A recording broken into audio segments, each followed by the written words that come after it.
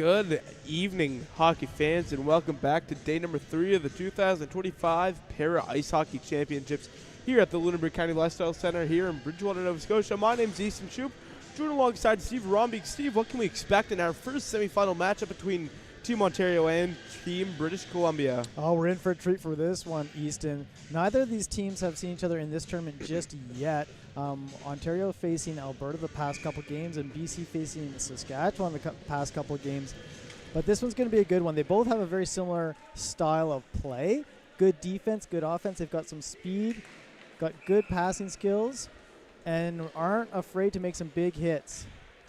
For sure, and I think that sums up really well. And you know, Duke Wicks, the Ontario goaltender, a couple things about him. He likes to talk a lot. He's a big talker, and he likes to move out of his crease quite a bit. So I'm curious to see how this game will go on his end. Yeah, absolutely. A very dynamic goaltender, a very different style than a lot of goaltenders that we see in para hockey. That being said, he also puts up some rebounds, and we'll see if that comes into play. For sure, and we're in for a treat this game. Team BC finishing as the number 2 seed, and I believe Team Ontario was the 3 seed. Am I correct on that, Steve? Yes, you are. 2 and 3 seed. So just classic 2 and 3 seed hockey here. So all these semifinals actually worked out. The higher seed won all the semifinal matchups. So we have 1 versus 4 and 2 versus 3, and that's what their seeds were after round robin play as well. So I'm really curious to see how this will work out. And here's an early chance for BC, and they shoot, they score. James Gemel from Team BC. Yeah, let's have a look at that replay on that one. Man. Just a great shot up high. Beats the goalie clean. Set Beautiful. up by 10 down in their own end. Big long lead pass. And just squirts out 2 defenders. Kind of got tangled up, leaving Gemel open and just beats him high. Beautiful goal there coming with that one as well. So it's 1-0 BC. They scored just 47 seconds into this one. Ontario's going to be looking to get that back quickly, I'm sure. Yes, I'd have to definitely agree with that one. And Team Ontario, they play with a lot of grit in this one. So they show a lot of effort. They play with a lot of grit. They're a physical team for sure. And I'm curious to see how that's going to work out in their favor with BC as a much more playmaking style team, as they like to move the puck a little bit, but they're not afraid to shoot the puck if right player, right time, if you know what I'm saying there, Steve. Yeah, absolutely. And we've got this line with Topping and Tamburello, and we've seen them make some amazing plays together. Those two very fast. Looking for some good things from them. Yeah, we've seen Topping do quite a bit in this tournament for this Ontario team. He's really fun to watch. Yeah, it sure is.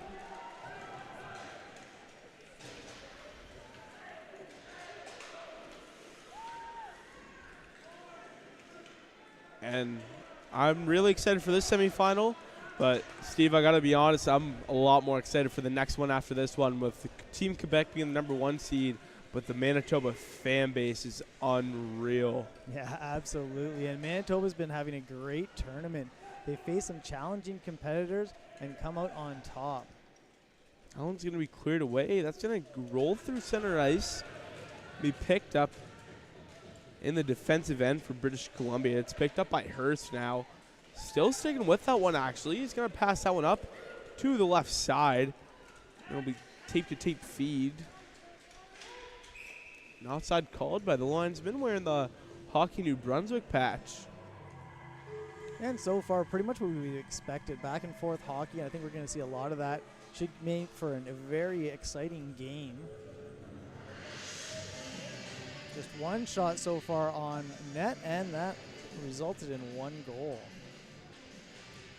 Neither goaltender able to touch the puck just yet in this game.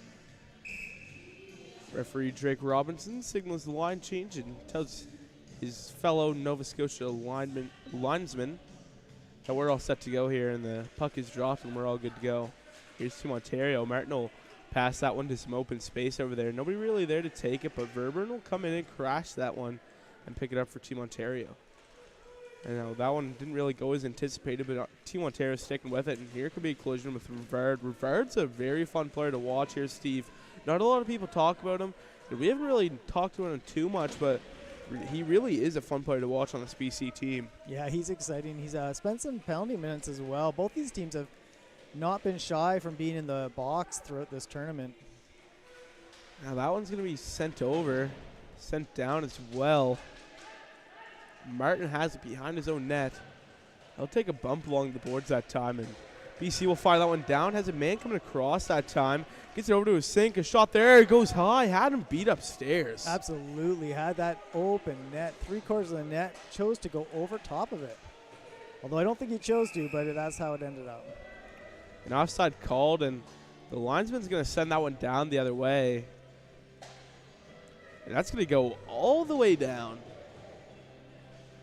One thing I noticed about these refs, Steve, you may not notice, but the Maritime Hockey League is the Junior A League, Maritime Junior A Hockey League, if you will. And all three of these officials here have the MHL patch signaling that they're a Junior A eligible referee in this one. So fairly high caliber referees, as we've seen great officiating all tournament, of course. So linesman drops the puck, and we're all off once again. Team Ontario that time, they're going to try and get that one back to the point as they do get it to Harrington, but he'll decide to fire that one down. It'll be picked up along the boards by BC. It's Hurst with it now. And he's also a fun player to watch here, Steve. He's put up a fair amount of points, I believe, in this tournament. He's a big playmaking guy. At least he's moved the puck around a little bit as well. Yeah, we certainly have been, his name has been on the tip of our tongues a lot this tournament, making some big plays. Now here's Team Ontario with it. It's Halleck, and Haley Halleck on this Team Ontario team, she's not afraid to throw the body around at all. Yeah, you know, we've seen a lot of the female players in this tournament really get in there. Big hits, not afraid to take a hit. It's great to see that. Now at the right side, here's Team BC once again staying on side. Still just a one shot in this matchup, and it's for BC as they scored on it. And now Swafford will pick that one up and gather it and pass it over to Tom Morello for Team Ontario. But under the sled pass over to Halleck there on the right side.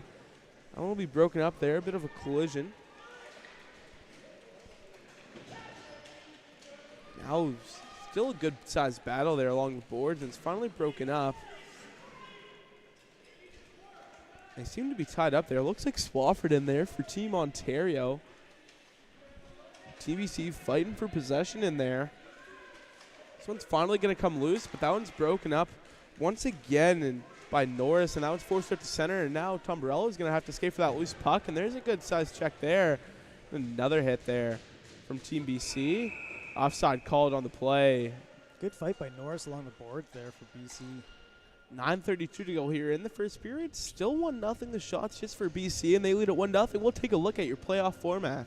Absolutely. So we've got Ontario, British Columbia in this semifinal here, and we've got Manitoba, Quebec playing at 7:30 this evening Atlantic time. And as you said, that's going to be a good one as well. And so far we have an exciting game on our hands here. Now this one will be played along the left side for Rivard. Rivard will just decide to fire that one in. And here's Verber, and he'll look to be the first player down there to the loose puck, but decides not to touch it up and let it drop back for his teammate there. Now this one will be cleared out to center. Topping will easily pick it up, and here they come on a breakout. Coming the other way, it's Martin. Martin now has Clements behind him, and he gets knocked off the puck that time. And here's BC traveling in front of their own net, and that one's going to be cleared out to center. So Verburn will pick it up in front of his own bench, has Topping beside him, and does drop it to Topping, but it's a little off the mark. And now it'll be picked up by Team BC in the attacking end. Hit there from Martin, solid check, and Verburn's going to gather that one up and send it around the boards. Yeah, Titmarsh almost had a great opportunity, number 6 for BC. Open net, but just couldn't connect with that pass. Now that one's cleared out to center. BC will be the first to the loose puck. Stop it there to apply some pressure. And then BC with it there. Now that one up to Peggy Asink for Team BC. And then that one will be fired down the other way. It looks like Pellizzari is going to crash in there. Good collision there. Topping in there to lay a bump on Pellizzari as well. Pellizzari definitely one of the BC players to watch. Great playmaker, lots of speed. And I believe he's probably the leading scorer for Team BC. Maybe it could be Patrick Sink. Yeah, Pelizari's definitely put some up on the board. I think he's gotten 5 or 6 goals this tournament so far. Actually, I think he's up to 8 goals this tournament. So yeah, he'll be fun to watch in this one as he lays a solid check there in the corner. As he'll take a hit from Harrington there, and Topping will look to clear that. It's kept in. Fired in that time. It'll go a little wide, and now it's picked up by Team BC. They'll shoot that one high of the net and picked up along the boards. It looks like Pelizari is going to be the first to the loose puck.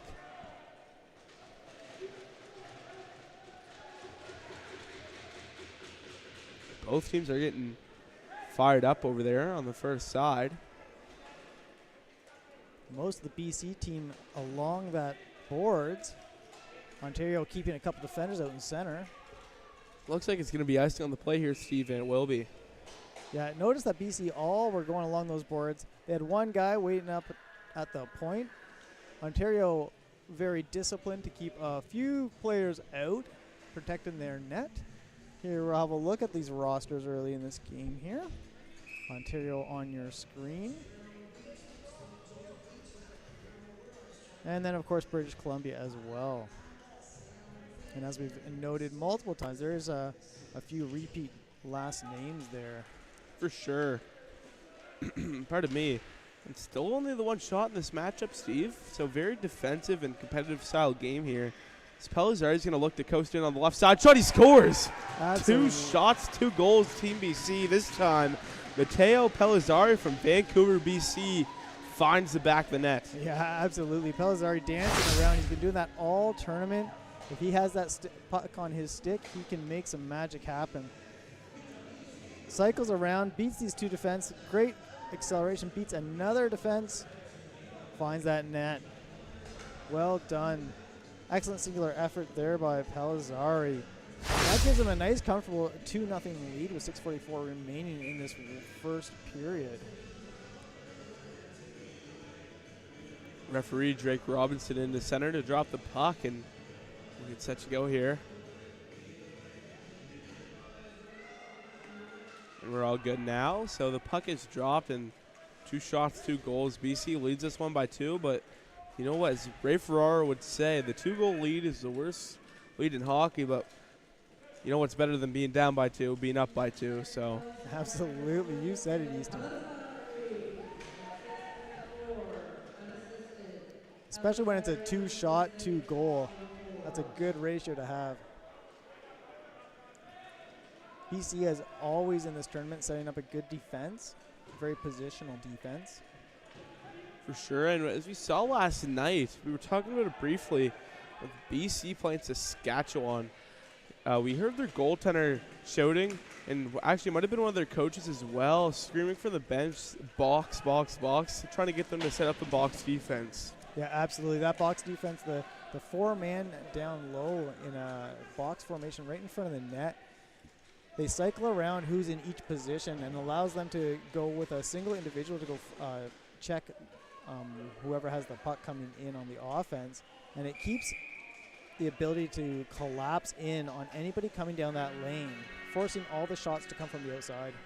For sure. And Team Ontario is going to head to the power play. It looks like it's going to be Patrick Sink from Peterborough, Ontario for interference. And with 5:35 to go, that's going to give them 2 minutes of 5 on 4 hockey, unless they pull their goalie, which I don't think they will at this point in the game. Not with 5:32 to go in the first, Steve. I can't say I've seen that one, but you know, the stranger things have happened.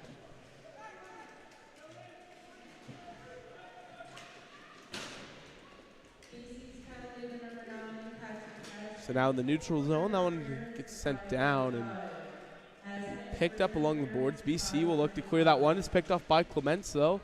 Clements still wheeling and dealing in there, and a hit there. Here's Stop, who dishes it off to Topping. Topping gets shot, they score! Absolutely.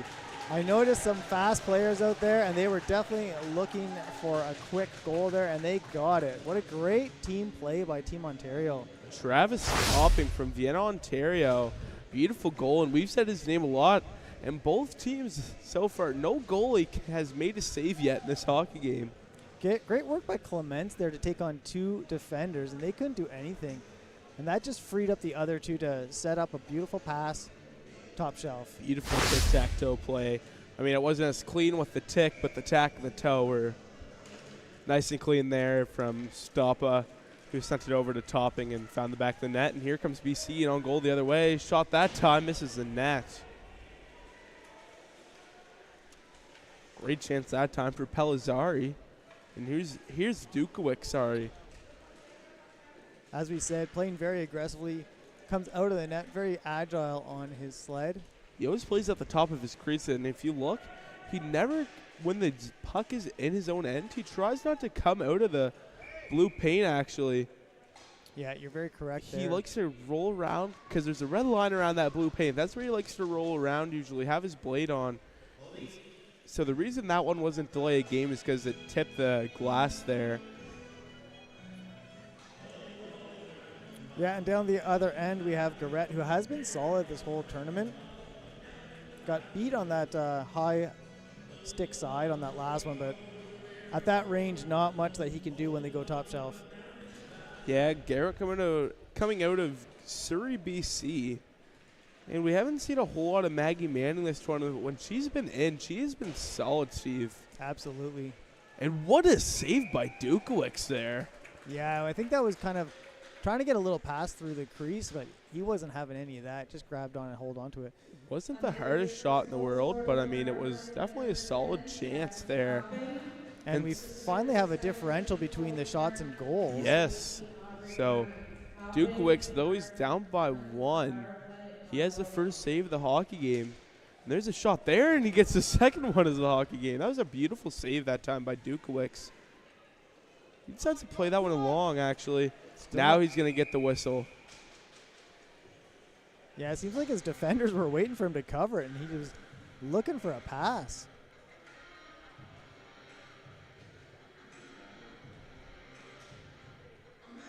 .404 to go in the first. So far, some great hockey. The intensity's been decently high from both these teams. So the puck is dropped now. It's one back to the low point area. Shot that time. That's going to go wide.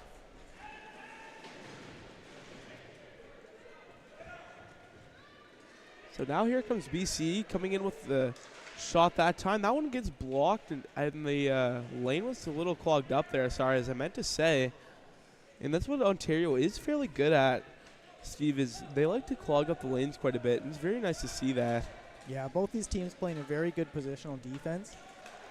As we see with the shots and goals, it's going to be really tough to break in and get a good, decent shot. A great chance that time, and I think, Steve, correct me if I'm wrong, and you're a sledge hockey player yourself, but is a good way to score getting your goalie moving? Absolutely. Often the goalies are challenged side to side because of that way they have to move around using their hands, which they also have to make saves with, of course. So it is a bit of a challenge that way. They don't have that same movement from side to side, and if you can get them sliding on those blades and catch them on a backdoor pass, that's often how you're going to find a goal. And then, of course, as we've mentioned, they sit quite low, so you're going to see a lot of players trying to go top shelf. For sure, and if you're in hockey, of course, I've been around a lot of hockey, not so much sledge hockey, but just regular hockey. And if you got a tall goaltender, it's always best to get him moving and shooting low. So in this one, you kind of want him the exact opposite, but still sticking on that moving around piece there. Absolutely. Because lateral movement is all movement in the crease is a little tough for goaltenders. And we touched base on it a little bit on day one, is some goaltenders don't like to use the blade. They like to use some plastic. Is that what you were telling me on day one there, Steve? Yeah, or that's correct. No, you're absolutely right, Easton. So a lot of those goalie sleds will have plastic instead of a blade so that they can get that lateral movement. They just have to push over and they'll glide across their crease. Of course, the only exception that I'm aware of is Dukovic from Team Ontario, who decides to play in a standard sled. And as you can see, doesn't wear a pad either. And his equipment looks very similar in regards to pads all around as the players that are playing out. And as we see it right here, where he's willing to get out of his net and try to make some plays, but lost his stick now. He's actually stuck down there. And that's another thing there, Steve. His goaltenders only have one stick too, so that's their only way of movement. And this is a real disadvantage. He's going to want to cover that up. Good save there. That's a huge disadvantage for him because those sticks are used to move around. So the goaltender will have some spikes on the back of their glove, and then they're going to have spikes just before the blade on their goalie stick and at the end of their goalie stick. And they use all of those to push themselves around. So when you lose that stick, it means you only have one little patch of spikes to push yourself around with. So 1:31 to go here in the opening frame of our first semifinal matchup of the 2025 edition of the Para Ice Hockey Championships. 2-1 your score in favor of Team BC, but I'm curious to see how Team Ontario is going to respond in the last 90 seconds of this period and in the future aspects of this game. Yeah, and I think we saw it on their power play. You know, really watch on Team Ontario to come out with some speed and try to get some lead passes on some of their quick players. Down low, the referee, Drake Robinson, as we touched base before, coming out of Hockey Nova Scotia's program, right there to make the call. And great job by Harrington of Ontario to break that one up. And it seems as Dukowicz's net came off there. So 62 seconds to play here in the opening frame. And it looked like Dukowicz dropped his stick again on that play. And a number of players looking around for the puck, and nobody could really find it. So that'll be whistled down, and we will get our face-off in that Ontario zone. BC with another opportunity here. 5 shots versus 1 for Team BC. Yeah, I'm curious to see how Team Ontario is going to respond, as we just said, or I just said here a second ago.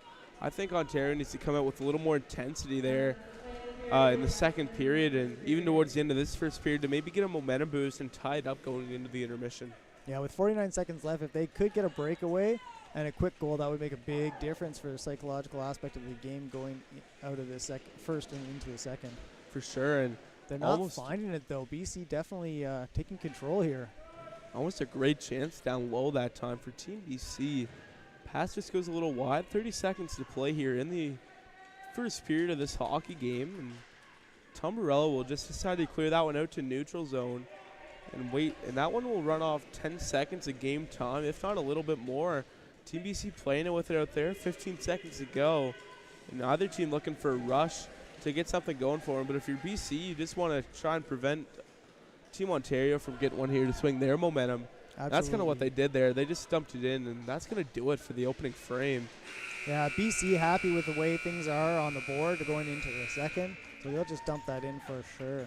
So after the first period of play, Steve, 2-1 your score for Team BC, and they lead the shots 5-1. What needs to happen heading into the second period for both teams? Well, BC just has to keep playing their game. They've been taking control of this one, commanding that offensive zone. Great passing, great opportunities, and finding the back of the net. For Team Ontario, they need to up that intensity. They've been playing some decent defense, but they need to get something going on that offensive end and not rely on those power plays, although they had a great power play showing. So I feel like we're going to see a bit more intensity coming right out of the gate from Ontario, and I think BC is just going to try to manage that and keep playing their game. For sure. I'm Easton Shoop. I'm joined alongside Steve Rombeek. We'll be right back here for the second period of play. You don't want to miss it.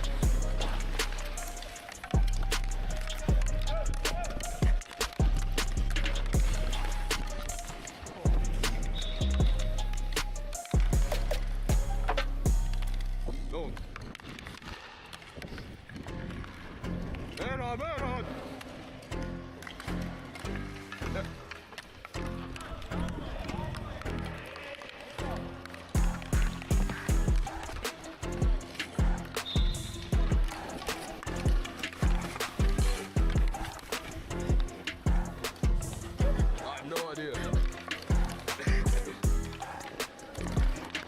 Oh.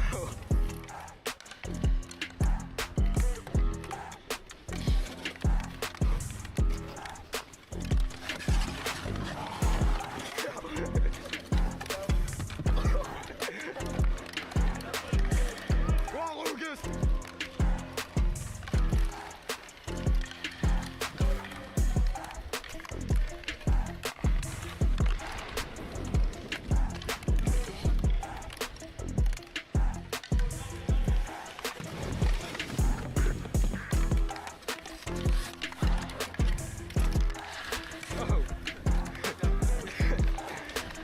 Man coming.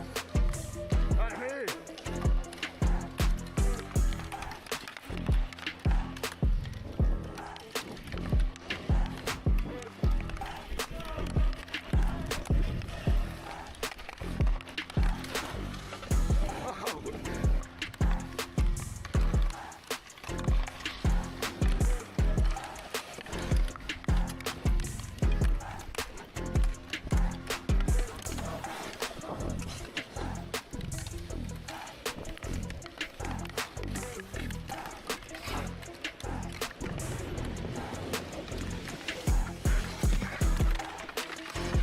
I don't even know where it is. Oh.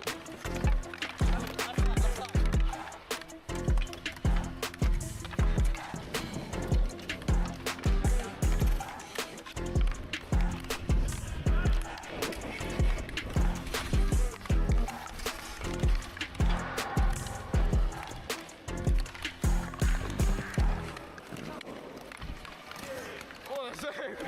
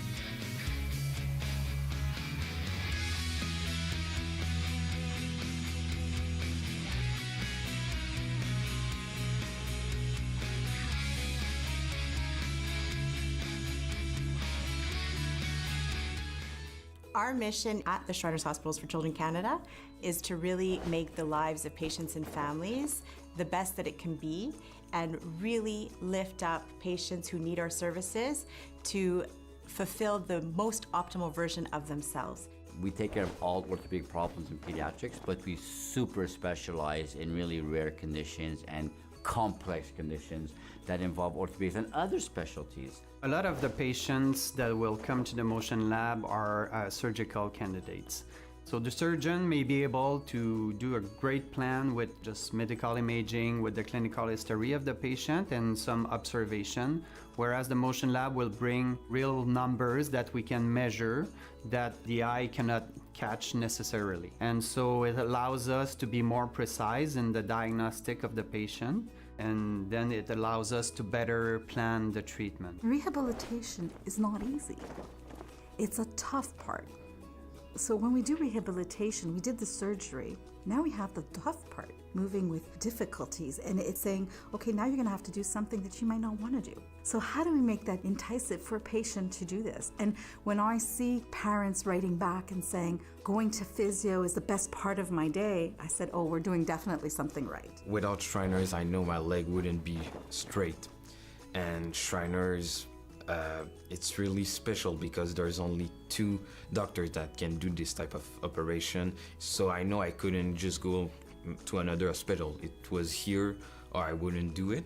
So everything is super for me and the future looks bright ahead. Shriners is incredibly unique because we take the time for our patients. We take the time to listen, to understand what their needs are. Our team in social services, we try and make it as simple as we can for our families. Families coming from out of province, having a greeter meet them at the airport, drive them to the hotel.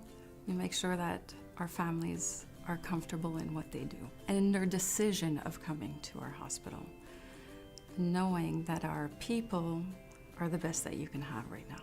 Yeah, this place is definitely like a family because they treat you very nicely here. They treat you like you're one of them. When you come in for like an x-ray, like, hey there, Michael, you know, how are you? Yeah, everyone that works here definitely has positive attitude, always smiles on your faces. I know a lot of people here. I love them like a family. You know, when you're a parent that has a child that's disabled, either wheelchair or has some disability, it's tough on the parents. And you know, when they come to the Shriners and they see other parents that have the same kind of child as they do, it's almost comforting in a way, you know, and they can exchange ideas. I can't tell you how many patients became friends from different backgrounds completely. You know, French or English, it doesn't matter. Because they have the same kind of disability, you know, they become friends because they see each other in the clinic together. And sometimes we make sure to invite them at the same time. You know what I mean? Like, we make that effort, you know, so that these conditions, that these kids, you know, feel good and the parents feel great about that.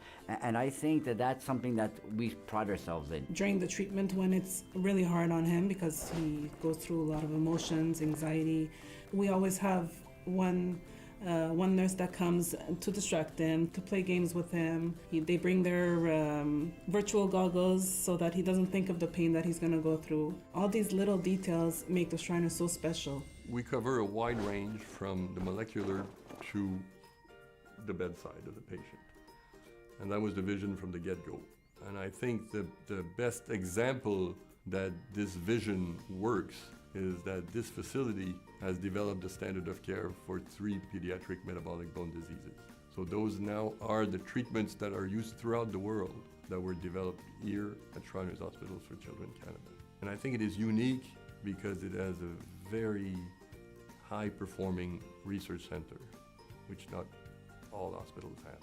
We are becoming experts, and in certain cases we are identified as the leaders in North America in rare and complex bone-related disease. For certain, we have the biggest group of patients for osteogenesis imperfecta in North America. But that being said, we want to be identified as a leader in pediatric orthopedics so that when your kid has a rare disease or complex, it's obvious that you're going to come at Shriners. And we want to be the place in Canada. That's part of our vision. Shriners is special because they have like the family kind of vibe. Here you're really going to have care, you're going to be informed, you're going to have support. That is really important. They are human here, not just nurses, not just physicians, not just doctors. They are human. They have human values, and this is what makes them different than others. The Shriners are really the one that has my heart. What we offer children and families goes beyond clinical care. I'm just really grateful to work here because people from every department, everyone really has this passion of giving back, whether it's people who work in maintenance. Welcome back, ladies and gentlemen, boys and girls, para hockey fans of all ages, and welcome back to their first semifinal game of the 2025 Para Ice Hockey Championships here at the Lunenburg County Lifestyle Center here in Bridgewater, Nova Scotia. My name is Easton Shoup. I'm joined alongside Stephen Rombeek. Steve, what can we expect in the second period? Well, I expect a little bit more intensity from Ontario. They've haven't really found their game just yet. I want to see a lot of speed coming from them. BC is going to continue exactly what they've been doing. They've been playing some very solid hockey, very disciplined, finding the puck, finding the back of the net. 5 shots for them, and it's still a 2-1, so it's anybody's game. Now, to note, I want to point out, we may have not heard us talking about somebody that is definitely on the tip of our tongue for most of the other games, is Garrett Riley, number 12 for Ontario. And I do see that he is been not in his sled yet for this game. So I'm not sure what's going on there, but definitely missing him. And this one, he's had 7 goals and 4 or 5 assists in this tournament thus far. Yeah, I'm not really sure what's happening there, Steve. It'd be nice to find out what is. But in the meantime, it's all in our thoughts. Absolutely. But Riley did take a misconduct penalty in this tournament, and Ontario definitely showed that they're able to play without him. It's just a matter of whether they can get something going here and get some goals on the board.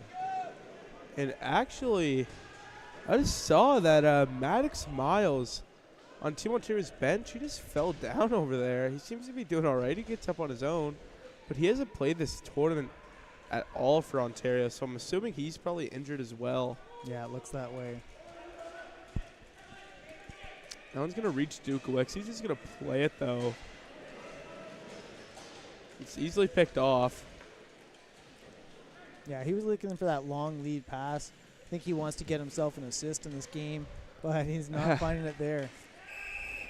I'm honestly surprised he hasn't had one yet. The way he plays, he likes to play a little risky and fire off some long passes if you can. Absolutely. It's always fun when you can get a goalie to get that assist in the game. Good highlight reel material for sure. And that one just offside, so that's going to come outside of the zone. Ontario's still looking to get something going here. 13. Sorry, go ahead, sir. Yeah, I was just going to say 1 shot, 1 goal for them. That's exactly what I was about to say. So 13:20 to go now. Here's Chambers possibly with a chance there. Now it's taken away by Pellizzari. Pellizzari dishes it over. Let's see if he'll get it back. One creeps up a little too far for him. So not going to be able to get that one off in time, actually. So now BC is going to reset in the neutral zone, looking to get things going. It's Rivard with it. He'll decide to keep it with him and then pass it late. A very high IQ play there, Steve. Absolutely. Great. Great. I don't know what to say. Great. Just a great play. That's Great how good play. it was. And then that one's nearly picked off by Team Ontario there. And here comes BC coming the other way. Dishes it off to the right side. Now centers that one out in front. Topping's going to swallow that one off. Swallow that one up, sorry. Yeah, number 18 for BC there, Gamel, has been involved in the past couple of plays. And, of course, Pellizzari all over the place. For sure, yeah. In a good way. Yeah, Pellizzari is a very high IQ player in this one. And referee Drake Robinson gave Chris Dukowicz some extra time there to play the puck, but he decided to swallow that one up. Didn't think it was the right time to play the puck with 12:16 to play. Yeah, absolutely. Most goalies would have just gloved that and there wouldn't have been any question, but they were allowing him a little bit of extra time just to see if he was going to make something of it. No, a lot of refs do, especially at the older age levels in regular hockey and para hockey, I've noticed. The older they get, they give them, and if there's nobody around them, they'll give them a little time to see if they'll play the puck, just because they have that extra IQ there at the low levels of hockey. Coaches really preach to their goaltenders, get the whistle, stuff like that. So as they get older, they're kind of more independent and get to pick what they think is the high IQ play in that situation. Absolutely right there, Easton. Of course, we are at a very high level of play here, a national championship. There seems to be quite a few players on Team Atlantic from Team Nova Scotia, definitely majority of their team. And there's been a couple other Nova Scotians in this tournament as well, so I'm wondering if there's potentially a Team Nova Scotia coming up. That'd be fun to see sometime. Starting the rumor mill there, Easton. Going to get yourself in trouble. Yeah, I mean, obviously any of these provinces out in the Maritimes would love to have the depth of players to draw from to get a team in this tournament. And just the more teams we can get into a tournament like this, the better. Yeah, I haven't been told by anybody about the Nova Scotia team. I just thought, looking at these rosters, because I write down the hometown as well, and I looked at the Atlantic team, or the Maritime team, tomato, really, and there was quite a few Nova Scotians on there, and then you saw there was a couple as well on Team Saskatchewan, but hold on, Stoppa might have a chance here. And Stoppa dragged down and collides straight into the net. Everything will slide all the way to the backboards. Players and net included. Yeah, you're absolutely right. We do have a number of your local host team, the South Shore Ice Storm team that I play for. in this tournament in a couple of different teams, playing, as you said, for Saskatchewan, and, of course, a number of players on Team Atlantic. Yeah, and I believe Team Atlantic will be playing against Team Alberta in the placement game tomorrow morning at 8 a.m. You are correct. And so then the two losers of these semifinal matchups will play in the bronze medal right after at 10:30, and then obviously the two winners will face off against each other at 1 p.m. Atlantic time tomorrow afternoon. Now up to 8-1 for the shots on the differential there. Still, not Dukowicz, Garrett yet to have a save in this one. Just only faced one shot, and it was a beautiful shot upstairs to find the back of the net. Yeah, Ontario's got to start testing that goalie for sure. Still trying to find their pace and their game.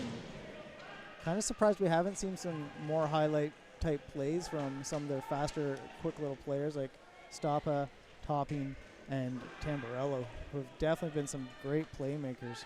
And Stoppa's one of those players who we haven't called his name much for the score sheet aspect, but he's been all over the place in another great way for Team Ontario. Absolutely. And the head coach of Team Ontario is also Adam Stoppa. They're both from Barry's Bay, Ontario, so I almost want to say there is guaranteed a connection there. Perhaps father-son, son-son, or brothers, I guess, at that point. Siblings, cousins, whatever it could be. That's another thing we've been talking about a lot this tournament is the amount of the same last names there's been in the tournament. Of course, there's 3 arm boosters on Team Manitoba. Yeah, absolutely. And we see the two Async, Peggy Async and Patrick Async on Team BC here as well. Linesman ready to drop the puck. We're in for the draw, and Team BC's roster up on your screen now. Dishing that one off the left side. Here they come as Osborne will break that one up, and Stubing will try and get something going. But we lose puck race now, and Stubing crashing in there. And Swafford up the left side there is in there as well, and now getting pinned up along the boards.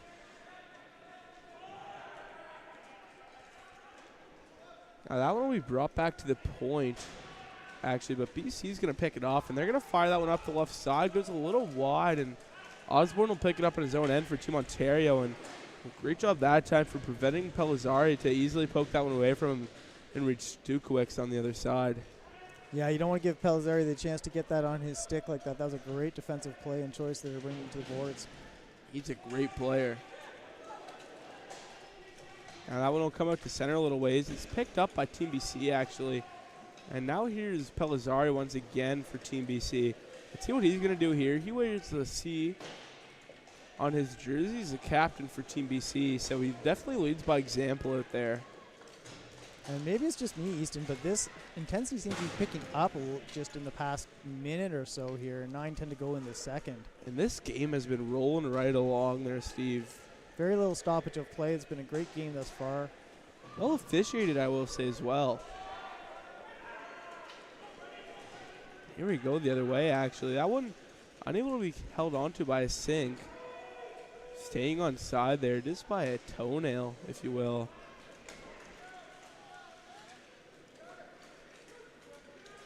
And now here's Team BC in their own end with it. They'll look to break out of this one. See what they can do. Tom Borello delays a nice hit that time. Swafford sends that one down low, but one goes a little wide and crashing and banging into the corner. And here's BC. Or sorry, here's Ontario with it.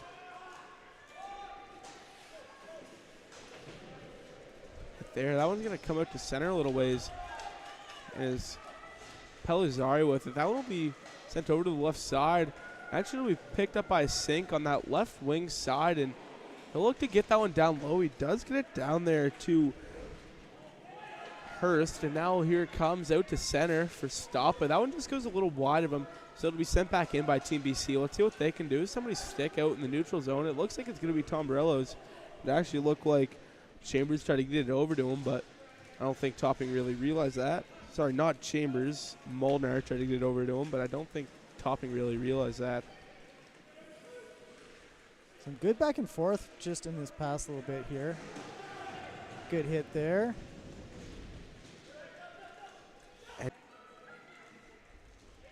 Now in the neutral zone. Here comes Team BC. They'll just walk that one over, go for a little dump and change or a dump and chase, whatever one you want to do. And there's a bit of a collision there. Both players were going for the physicality that time, so no need to take them both there, as in the penalty aspect I meant. And it wasn't really a big collision either. Yeah, fully agree, Easton.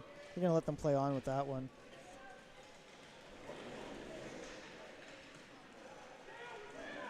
Good defense by Ontario there.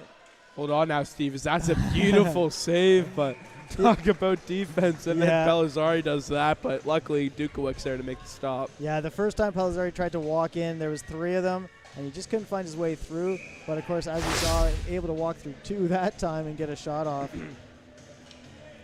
Look at this move here.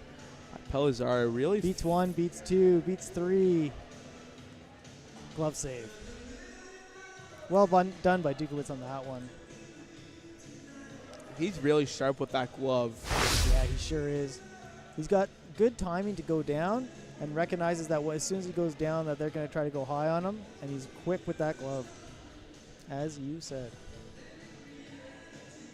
6:33 to go here in the second period. 9-1 the shots for Team BC. It's 2-1 BC in this one. Yeah, and I think that tells the story. Only 1 shot by Ontario. They got to change that up for sure. Picked up along the boards there. Nice solid check down low on that one. Centered out in front. That'll go wide. It'll be picked up the low point area by LeBros. Now down low. Here's Team BC with it. It's a Sink who gets that one to the doorstep, trying to jam that one home. And Madison McKenzie all over that. Oh, now there's a little rough stuff going on there. And referee Drake Robinson is letting them know who's going to the box. Yeah, Madison had a great opportunity. McKenzie there, number 3 for BC, had 2 opportunities. A great centering pass, just missed the one-timer. And then right back in there for the next play. Just could not get it slid under the legs of Dukowicz. I believe just the 1 penalty coming there.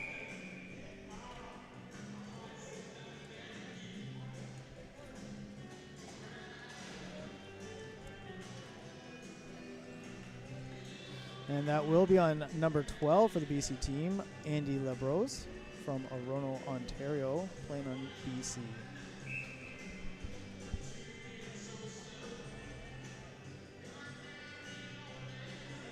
And I really hope Ontario gets an opportunity to take advantage of this, tie it up, make this game a little bit closer. That's what they're definitely looking for. And they've definitely got the speed and the players to do so. Now that one right off the draw is going to be clear.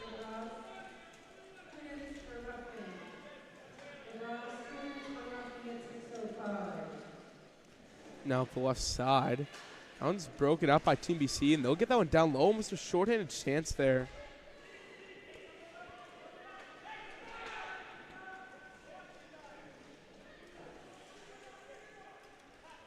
Ontario will have to circle back for that one, pardon me. And now here they come. We'll look to break out. A nice pass at the left side. Just goes a little wide of topping, but he'll easily get down there to beat out the icing, as it really didn't have enough on it.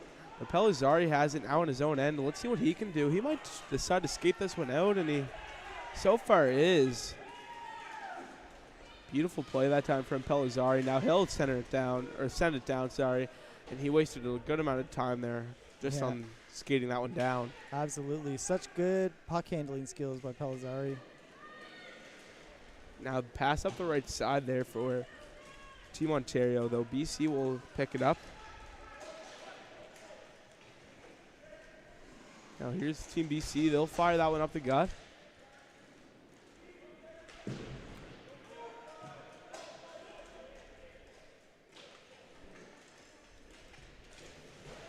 Now that one down low. It's once again Dukowicz who flips that one out, and it's going to be a delay of game penalty on Dukowicz. Yeah, kind of unfortunate. 17 Martin was right there, and Dukowicz decided to play it anyway. Probably should have just left it for Martin to carry out. So we'll see who's going to serve that penalty. Yeah, I'm curious to see who they'll choose, and it looks like it's going to be potentially Aubrey Clements from Bowmanville, Ontario. And it is. And I don't know about that play from Dukowicz back there. I feel like he could have just gotten it off normally. Yeah, absolutely. Well, and as I said, Martin was right there, going the other way, away from traffic. All he would have had to do was leave the puck for him. One's going to clear it to center. Might even go the full length. And it is. So we're playing 4-on-4, so there is icing still. Yeah, and I don't see the 4-on-4 really being beneficial to either of these teams, one over the other. I think they're both very competent to play the 4-man. And they both have some good speed and some good fast players. 4:18 to go here in the second period. 13 seconds remaining on 4-on-4 hockey action. And then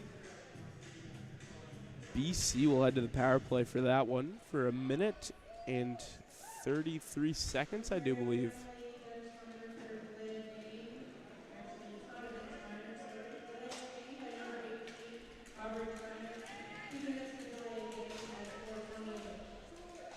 So now to the power play is Team BC, so I'm curious to see what they're going to do here on this one. Obviously, you're going to have to look to score here because a 1-goal lead is not enough to win a hockey game. No, it's not, but it's also not that far off. So if they enter into the third by chance at this with this score, that's going to be okay as well, and they can just find something in the third. Either way, I'd like to see this intensity that they started with at one point just to continue. I shouldn't have said, Steve, not enough to win a hockey game. Obviously, you can win by 1. But at this point in the game, you're going to need a little bit more than a 1-goal lead to close this one out. Yeah, most definitely. And lock it in. Looking for that go-ahead goal for sure. And that's it. So ideally, if you're BC, it'd be nice to get one here on the power play because that swings your momentum late here in the final stages of the period. Yeah, and you said it, Easton. It plays to that psychological aspect of the game. Solid collision there. Actually, it looked like Titmarsh hit one of the Ontario players, and they both collided over there together. So yeah, he almost shoved one Ontario player into the other. That's exactly what happened there, Steve. And I'm curious to know what happened with Garrett Riley. We still haven't gotten any info on that, but hold that thought as here's Team BC with a beautiful shot and a low trapper save by Dukowicz. Yeah, definitely got a piece of that one, even if it was going wide. I don't think it would have, though. I think it was right on net. And Pellizzari and Dukowicz fighting it out around the net there a little bit. I saw that there. Dukowicz definitely likes to get in the way of the players as they go by. And now that time, nice job that time by Hurst to keep that one in because there was 2 Ontario players behind him there. And here comes Pellizzari again. Dishes it off, and what a shot and what a stop that time by Dukowicz.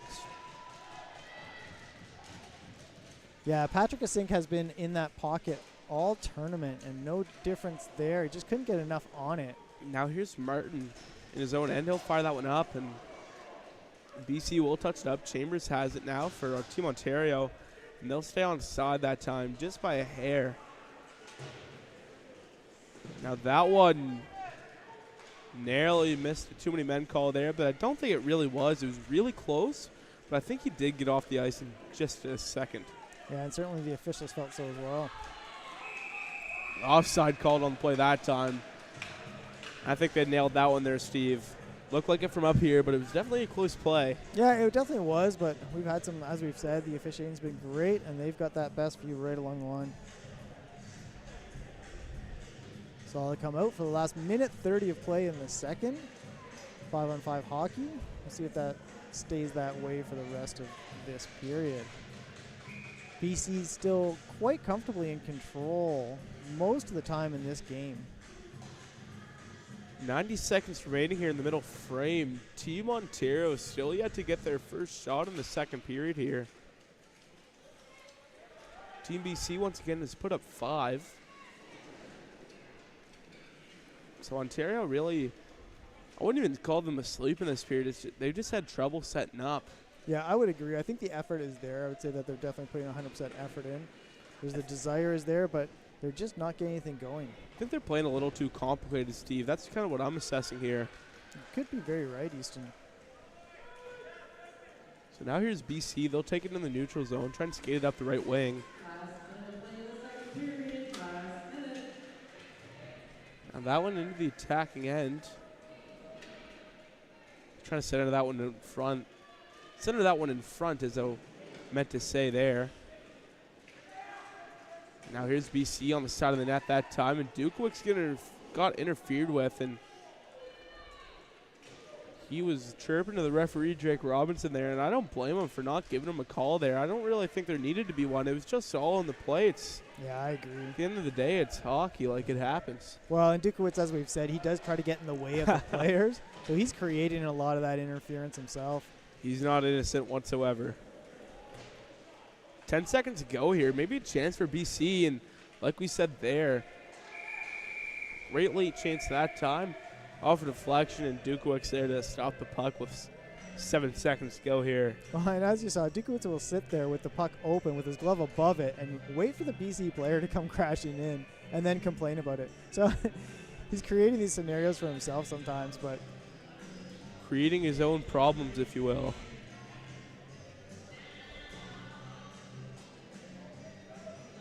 So it looks like Ontario's going to close off the period without a shot, unless they get a long stretch feed coming.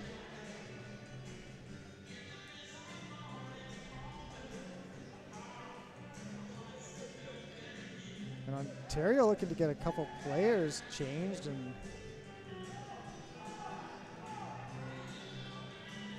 not sure what's happening here. I think they were confused. I think they thought the ref was saying that they weren't allowed to change, and then not sure what all that was about, but now a shot right off the draw. Another one there. Bouncing puck there. Maybe if Hurst was a little slower, he could have played that one over and got a late one. But that's going to do it. So after the second period of play, our score hasn't changed. The only thing is the shots. And Team Ontario didn't get a single shot in that period. Team BC put up 6. So 2-1 still your score for Team BC. They lead the shots 11-1. What needs to happen in this third period for both sides? yeah, BC is just as they did in this period. I think they just need to continue playing their game. They're doing very well with that, commanding most of the plays, looking really comfortable on both ends of the ice. Ontario needs to find something, get something going. They didn't get it on the intensity. I'm not sure exactly what they're going to have to do. They're going to have to look for maybe a couple of stretch passes, maybe take a few more risks on the neutral zone, trying to cheat forward a little bit and get maybe one of their faster players up there with a lead pass. For sure. My name is Easton Shoop. I'm joined alongside Stephen Rombeek. We'll be right back here for the third period to play. Stay tuned.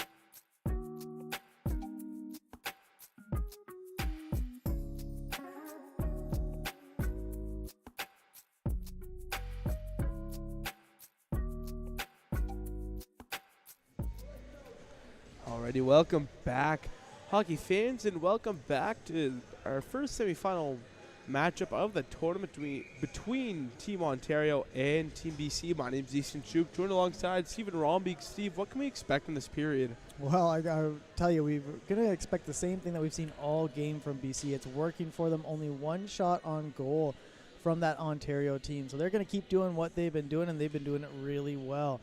From Ontario, I'm really hoping to see a little bit of intensity. And honestly, I'd love to see something between Clements, Topping, and Tamburello to get something going offensively. But tell you what, they're still in this, and so the defense on Team Ontario is going to have to be solid, keeping BC outside of in front of the net, forcing them to take those long shots, and really collapsing in so that Pellizzari can't put another one in the top of the net.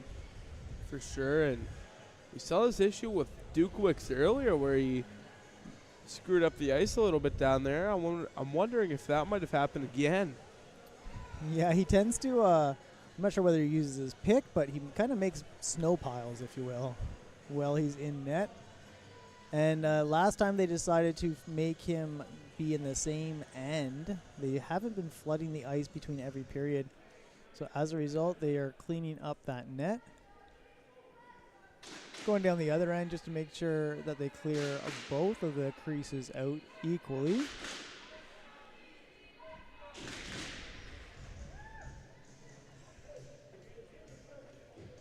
Certainly Garrett for BC doesn't seem too concerned with the condition of the ice in his crease at this point, so we will get started with them on that end. For sure, and referee to center ice, ready to drop the puck, and we're off once again. There's a collision there in front of the BC bench.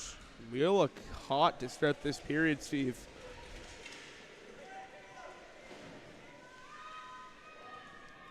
Now into the corner down there, fighting for it. Now down low, BC will take it away. There's Clements with a good check into the boards. Good forecheck here by Ontario. Now here's Ontario with it. Battling down there, being applied a lot of pressure now. See what they can do. Comes free along the boards. Now here comes Team BC the other way.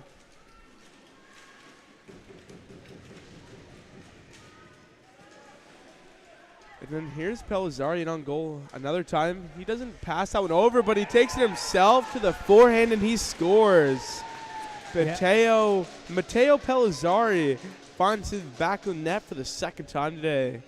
Which is exactly what we said couldn't happen. If you can walk in like that, we'll see this on the replay. And, you know, Dukowicz coming out and to challenge him, and so going to take that hit. But that's what's going to happen if you're going to come out of your net to challenge, which he kind of needed to do at that point. I mean, I thought he would pass that one over to Gamel. Decided not to, and ended up working out in his favor, and he found the back of the net himself. Yeah, and that's an important go-ahead goal first thing in this third. I think that's going to make them a lot more comfortable to continue to play the way they have been, controlling this game handedly with only one shot on the other end. Yeah, that goal just coming 54 seconds into the period, Steve. Now that one, a nice save that time by Dukowicz on the play, and he's a solid goaltender in there. Yeah, most definitely. 13, I think that makes it 14 shots in this game, and they've been some solid shots for sure. So I'm curious to see, I know this is Ontario and British Columbia right now actually, but next game, Quebec only has Gravel for their goalie, so, and he's been outstanding, so that they're for sure going to play him. I mean, they have no really other choice. But I'm curious to see who Manitoba might play tonight. I'm assuming it's going to be Paul Ham because he was outstanding and he seems to be their go-to. But Bilodeau is also really good. Yeah, most definitely. Han has been, they call him Paul the Wall from their fans that they were calling out. And he got the player of the game last game, and well deserved. Just shutting Atlantic out from that. So Paul the Wall Ham, I'll have to add that to my cheat sheet for nicknames up here. Now it will be cleared away just out to the neutral zone. BC will retain possession on it. Here's Topping now and over the red line, taking a bump that time. Delayed offside, cleared away. Here's Ontario with it. The other side to fire that one up for a side. Now that one chipped back out. Now in the neutral zone. Let's see what happens here.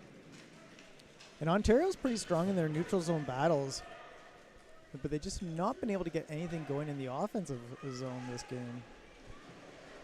And now a collision there along the boards.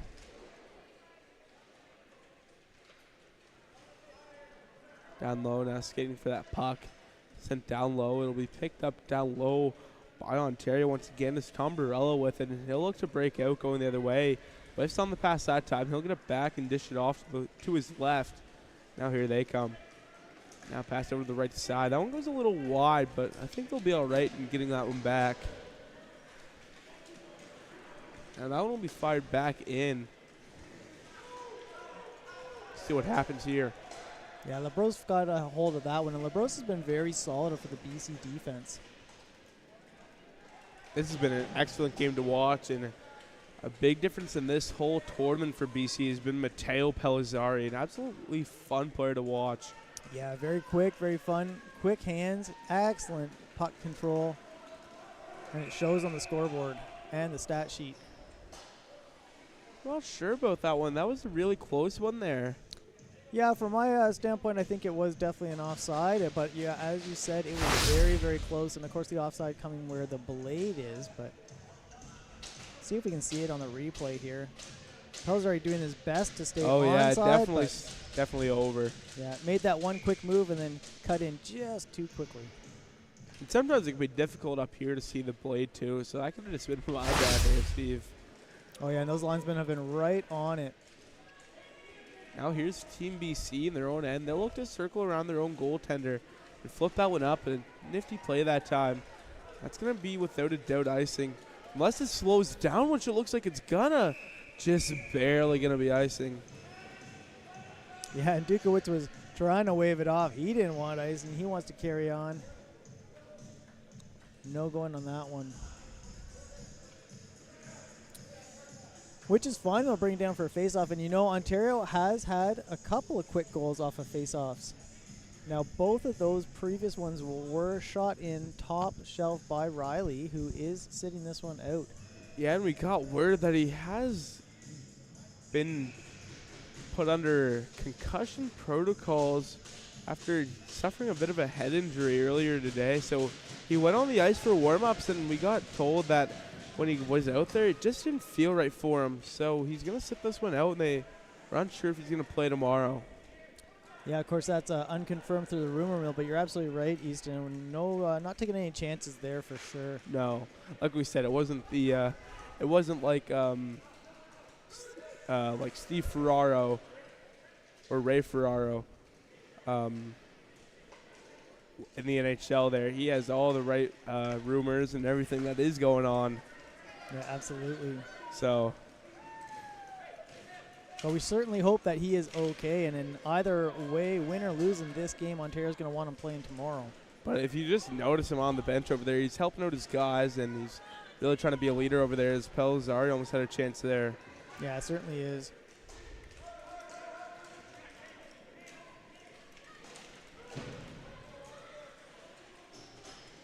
Now that one sent along the board. It'll be picked up down low by Team BC, and a good-sized check that time from Team Ontario, and see what happens here. 10:30 to go in this third. Still time left in this game. Let's see if Clements can get something going here. Yeah, here comes Team Ontario. They'll pick that one back up in the neutral zone. Nice play that time, and has it under the sled, and didn't really find out where it was. And here's Pellizzari going the other way. Possibly a 3-on-2 forming for Team BC now. Passing it over to his teammate there. And that one's going to wind up into the corner, actually. Yeah, good effort by Titmarsh there from BC to get in there. Whoa. There's a shot there. What a play that time by Sink. Almost had that top corner just off the top crossbar there. That top corner there, the combined post and crossbar there. Yeah, it seemed to take a little deflection off a couple of players, and if it hadn't it might have seen that top corner. And now in front of play this time, it's loose in the blue paint and freed up once again in the Sink. That time it's going to go a little wide. Actually, that was going to get blown dead. I thought the Sink shot that one and Sorry, Pellizzari had it down low, but no, I guess Dukowicz had it under there, slowed it down, and then got the whistle. 9:30 now to go here in the third period. 13-1 the shots for BC, and Team Ontario hasn't gotten a shot since their goal. That's right. One shot, one goal is all that's on the board for them. Some nice passing down there by Asink and Titmarsh.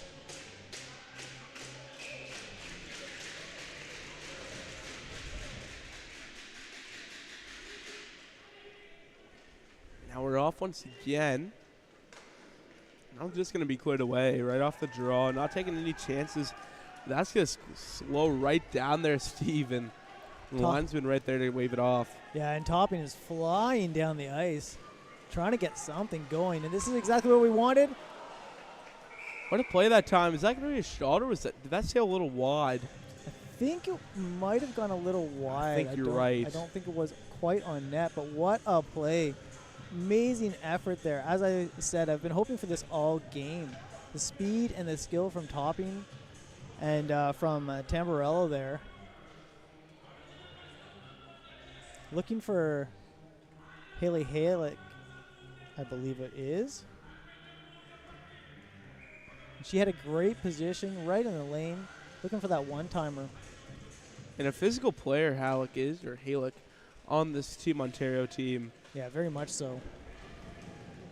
She plays with a lot of grit and intensity there. And that one's going to be tied up in the corner. And Tom Barello trying to get that one free. And it looks like LaBrosse is having a little hard time getting up down there. And they're going to move that around a little bit. Finally comes free on the first side. Centered out in front. Nobody there to take it. And here comes BC coming the other way up the right side.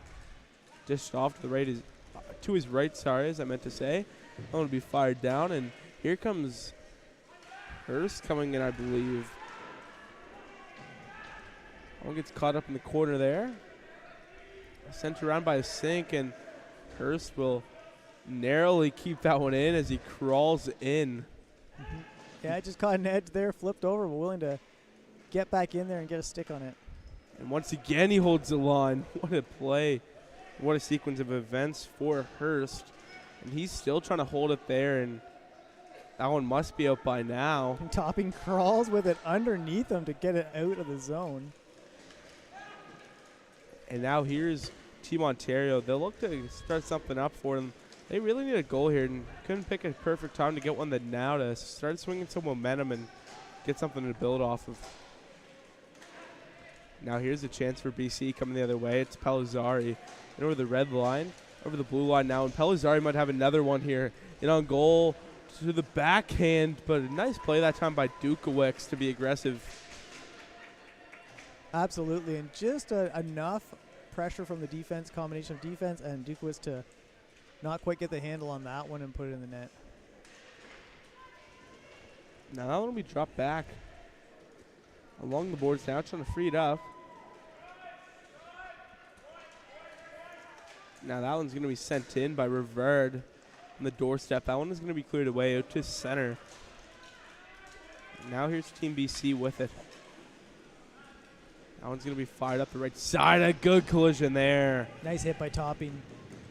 Stops him in his tracks. Sets up this beautiful play. Opportunity here. Now it's picked up by Rivard. Sent around the boards. Picked up right there and taking a bump as well. Now here's Rivard once again for Team BC. That one fired up the left side, and let's see what can happen here as Ontario will take a big hit that time. It's Harrington on the receiving end of that one. Yeah, Gamel landed a nice hit on Harrington on that one along the boards. And that one in on goal. And that one's in. Oh, wow. 2 shots, 2 goals, Team Ontario. Yeah, I'm looking for the replay pass. that one. Unfortunately, we didn't catch a replay on that one. It was definitely just a light pass in front, and it kind of went under behind the sled. And you know, Garrett certainly thought that the Ontario player had it, and so didn't expect it to just trickle in. And I think it went just under his stick side there. So 6:09 to play here in the third period. 3-2 now the score for Team BC. 2 shots, 2 goals for Well, Team Ontario. And if it keeps going that way, 3 shots, 3 goals ties this game up. So yeah, you don't say. And so this one could be fun to see how it plays out for sure. yeah, Ontario right back in this one. Plenty of time left. That's going to be fired right down by Tip March once again for BC, and Ontario will look to break out. And I anticipate BC picking up the intensity right back here, though. They've had command of this game the entire time, and they're not going to slow down at this point now that they're only 1 goal up. They're definitely going to be looking for that go-ahead goal. So Marcus Chambers finds it back in the net for Ontario. Steve, is that his first of the tournament potentially? Yeah, I believe it is.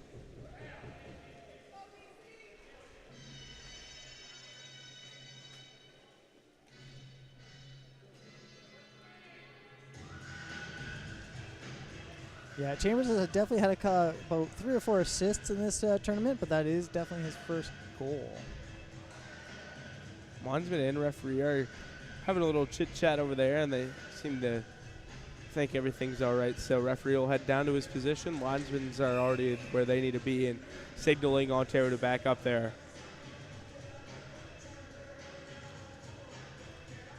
They're just raring to go to get in there. Shot that time is going to go a little wide of the net.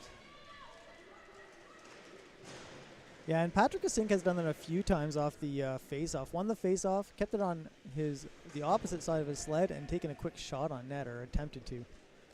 It's going to be cleared away by Ontario. It's going to go to the neutral zone. BC's going to pick it up in front of the penalty box there.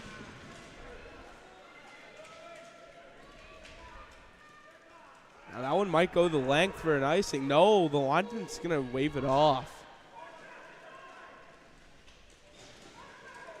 Now BC sticking with it, getting knocked off the puck a little bit there. Decent forecheck by Ontario on this one as well. BC fairly calm in their own zone, willing to handle the puck around the back of the net, keeping it safe along the boards. Here's Swafford now. Played over to Clements. Clements now in on goal. Shot that time. Gets blocked in the lane.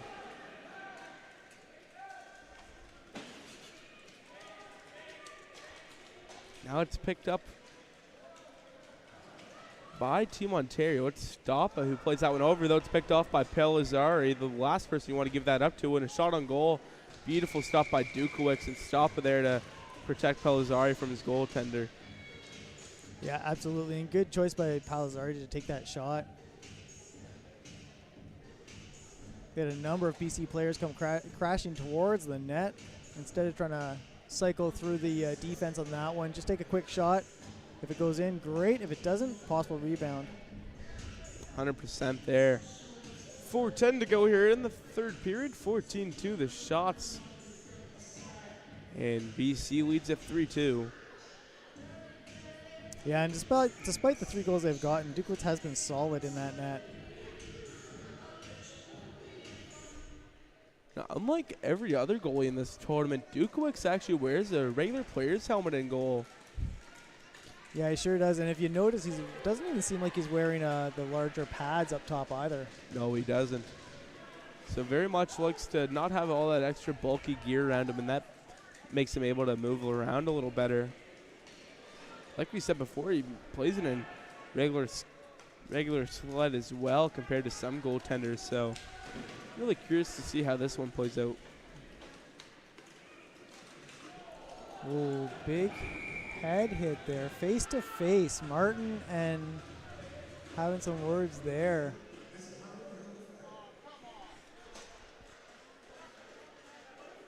Yeah, and BC is going to get the penalty for that one. I didn't see who it was.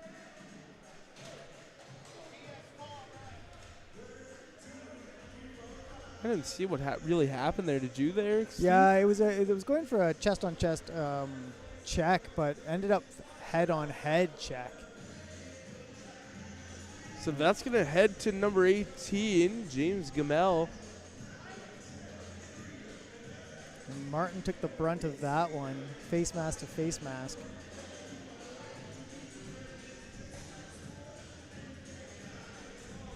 Sorry, are they going to get a 2 and a 10 out of this?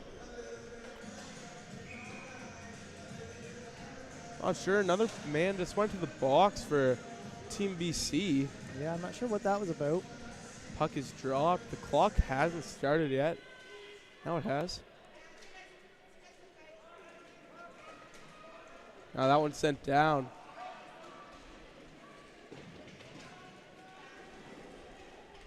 Now that one's sent around. It's picked up down there by Team Ontario, getting knocked off the puck there. And now sent down low for Ontario. Now Thought that one will go a little wide, and I believe Molnar is serving the penalty for BC. What a great second effort by Clements there to get knocked off the puck, but then get the pass into the center. Pellizzari here, off the face chance mask. there. So the announcer in game is saying that it's a 2 minutes for head contact and a 10-minute misconduct. Wow. Well, with 2:45 left in the third, great opportunity for Ontario to tie this up. Now a solid check that time. Here's Team Ontario in his own in their own end. Sorry, 2:30 to go. Now here's Clements. Taking a bit of a bump there. Everybody seems to be okay, and another hit there. Hurst and Topping collide. Yeah, Topping's definitely willing to put those checks on. Quite physical player there. And now Dukewick's going to play that one up the right side. Nobody there to take it, though. BC will just decide to fire that one back in. Under 2 minutes to go here in the third period of this one. 14-2 the shots for BC, and they lead at 3-2. And BC goaltender Mitchell Garrett still yet to find a save in this one. Not much traffic thrown towards him, though. Yeah, not too many opportunities, but you're right. Dukewick, is to the bench for Team Ontario and almost taken away there. So 1:30 now to go. Delayed offside on the play.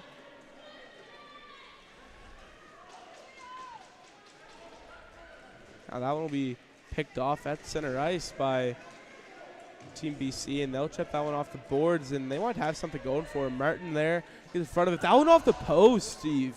Yeah, that was a close one for that goal again. And a big save actually there.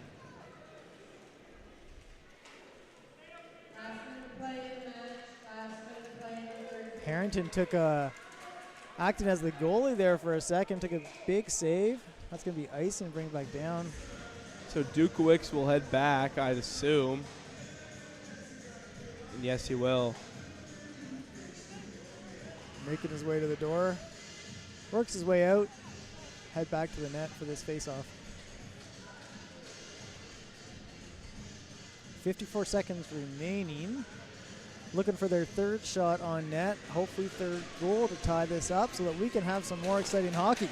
Either way, we will get a great game to come. Quebec versus Manitoba. That's going to be a good one. Timeout called now, I'd assume by Ontario. Didn't see who signaled it, though. Might as well. If they can win this face-off and get a really good breakout pass, they do have a couple of players that will go up together. We've seen that before, and they've got the speed. Let's see what happens. 1 minute timeout.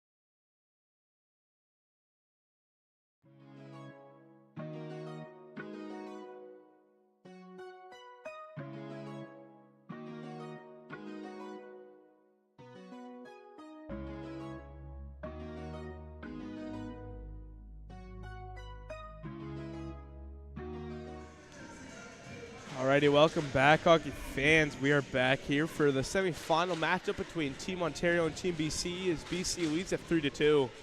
And BC happy to tie this up. Still tied up for viewers at home. I know that they missed the second goal.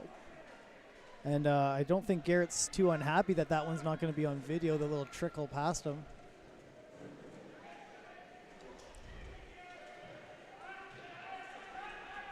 So now sent along the boards by BC there. It'll be picked up by Topping Ontario. And that one cleared out to the neutral zone. It looks like it's picked up by Team BC. Yeah, and they're pretty good at just tying this up along the board. It's going to be really tough to get something going there. And looks like time's going to expire here. Hopefully no scrum. Doesn't look like there is. Yeah, I think the players are calmed down now, and a couple taps on the heads. That's honestly the smartest thing to do for the ref there is the goaltender is out there too.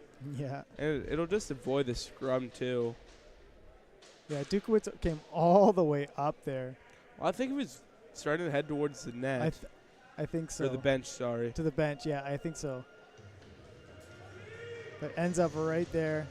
And we certainly know that if there was a scrum to go down, Dukowitz would be right there. So 2.2 seconds to go, but it's going to do it here.